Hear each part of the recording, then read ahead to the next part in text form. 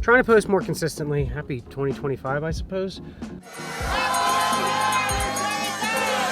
As I mentioned in my last video about sports photography, videography, I'm not doing this as like a, here's, 5 tips, here's my advice, here's my guidance. It's not that. It's more, here's mistakes I've made. I wouldn't want somebody tracing my steps, pointing out all the mistakes I was making. And here's my opinion on what I did wrong, what I could do better.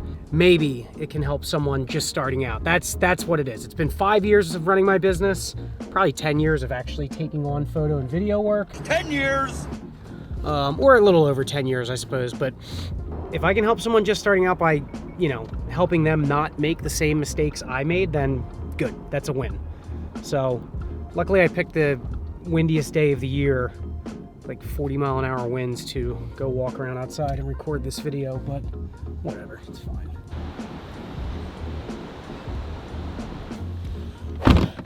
That's not happening. It's like 40-mile-an-hour gusts.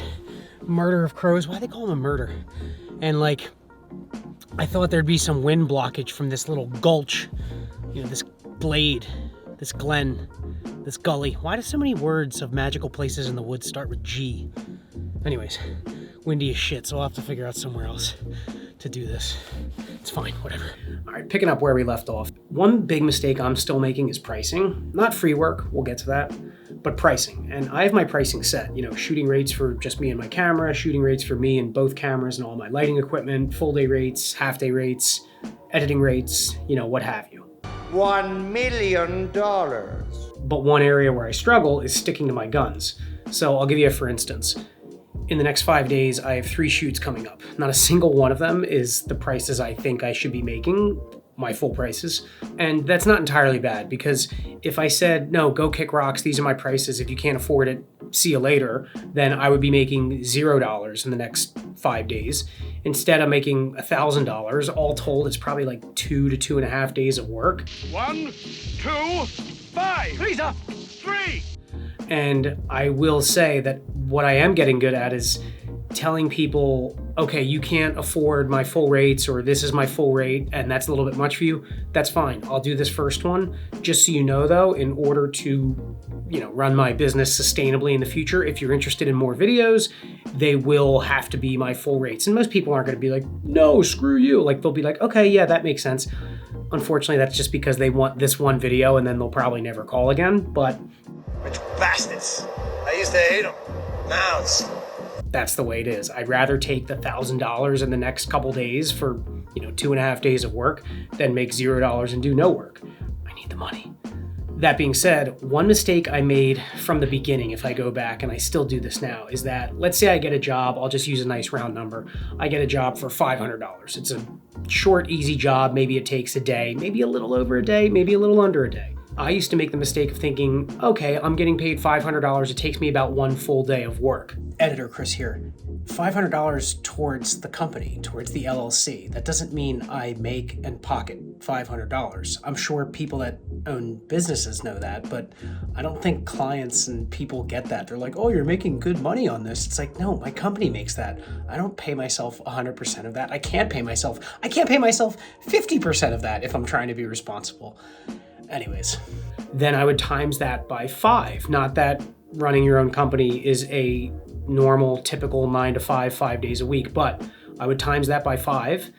5 is right out.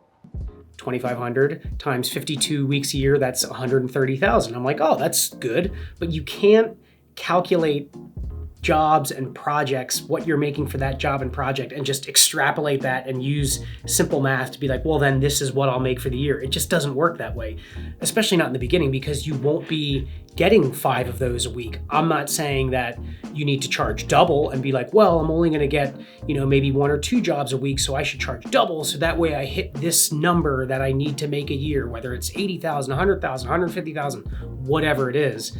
You can't, the math doesn't equate. You can't do that math. All right, I needed to get up and move around. I think better when I'm moving around. Thanks for thanking of me.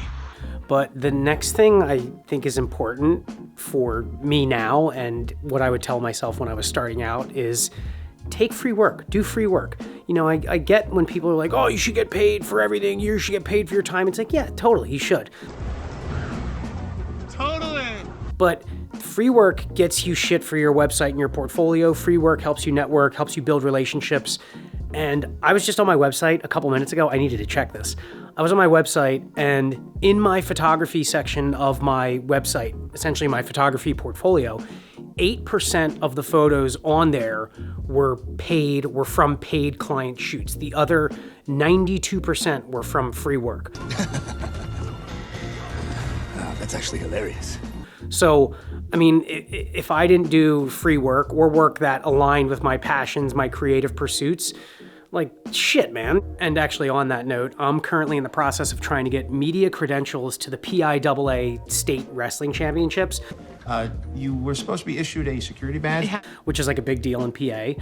If I were to get them, I mean, I would have to expend hundreds of dollars to travel up there, stay somewhere overnight. I'd work multiple days, have many days of editing, all for free. And it's worth it because I'm trying to look at it not in terms of like that week I'm working. I'm trying to look at it of where it could lead a few months after that, a year after that, for the next couple years. Think about the future. Especially in terms of where some of my business goals align right now, which is in sports and events and types of things like that. So yeah, I think like free work, yes, you should get paid, but like if you're just starting out, or even where I'm at now, like years in, free work is super beneficial. I'll never stop doing it, especially if it aligns with my goals and my passions and what I want to shoot. Hans, Bobby, I'm your white knight. The next, it's not a piece of advice, but the next thing I've learned, my opinion, is just like in every other facet of life, is balance and discipline.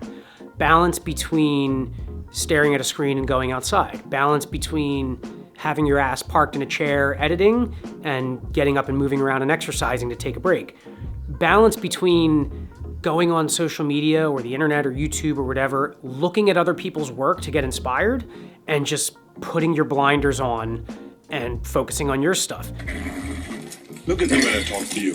What kind of a cop are you anyway? The balance that I'm starting to realize now, it took me years to learn that, and I think it's helped me stay disciplined and know when to peel back from looking at other people's stuff.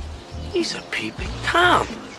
Know when to stop being so self-deprecating to a fault about my own work when I have my blinders on too long. So I know it's stressed in like every area of life, but balance, starting your own business, especially when it comes to the creative, is just super, super important. I can't stress it enough, and it took me a while to learn that. The other side of that coin is the discipline aspect, which is the discipline to keep your ass parked in the chair until the job or the project's done. And sometimes that's because I put kind of imaginary deadlines on stuff, because a lot of my clients do appreciate quick turnaround. And when I do free work, like a lot of athletes are like, wow, like next day they love getting photos the next day of the game or whatever. And this has been said a million times too, but the discipline to keep shooting and practicing when the work, paid work, isn't there, and when the inspiration isn't there for creative work. I know it's been said a million times, but like the discipline to be like, I'm just gonna go shoot something, anything. We talking about practice. I actually heard in the B&H podcast, which I've peeled back from podcasts in the last few years.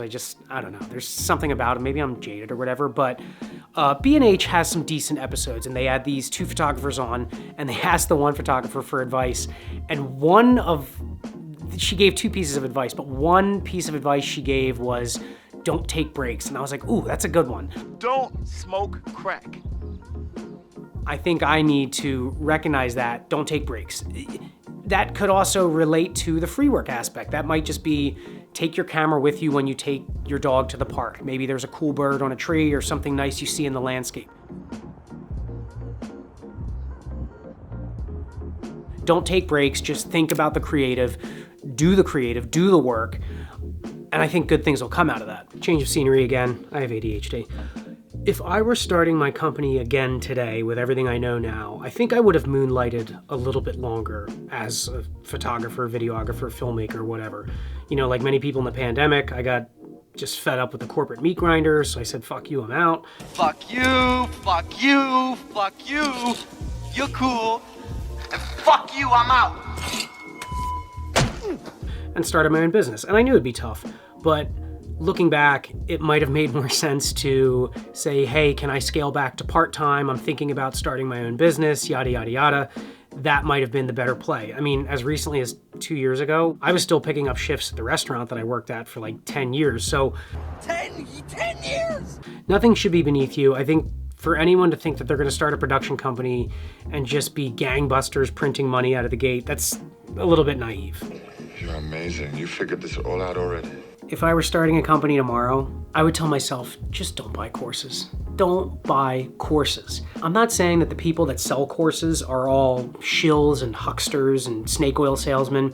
These guys are professional, they're motivated, they're happening, i.e. they want something, huh? And the courses that I bought, which has been 3, I think, I've actually gained a little bit of value from. I don't even know if it's a little bit, it's definitely not a lot, but I've gained some value from. I'm just confident that all the things I learned from those courses, I could have learned by searching on YouTube, by PAing and working on set and with other creators for free, by researching, learning, practicing, failing. I don't think there's anything proprietary in any of these courses because the people that sell them are also in the business of selling courses. I don't think there's anything proprietary that you can't go out there and learn through trial and error, through networking, through researching, reading, watching other tutorials, and just practicing. That said, I did watch a Jimmy Chin masterclass course, which this is a good example. I watched that course thinking, wow, Jimmy Chin's awesome. I was like, I'm gonna watch this course. It's gonna reveal something to me. It's gonna help me break into the outdoor, maybe conservation, ecological, nature, wildlife preservation space. I think when I watched that masterclass, luckily I didn't pay for it, someone just gave me access to their masterclass. I thought it was gonna like be this big light bulb, like Jimmy Chin, wow, this will help me bridge that gap. No, it did nothing of the sort. Like, again, I don't live near the Grand Tetons. I haven't put in decades of work, photographing and filming, in the dirtbag rock climbing community. It's just like, you can't make that leap without paying your dues and putting in the work. And I think that's part of the problem with a lot of these courses. I'm not saying they're all shills and hucksters again, but they make you think that if you just purchase our course, because they're in the business of selling courses, you will make exponential leaps that you could not have made without this. You'll make that jump from here to there just by purchasing this course. And I call bullshit.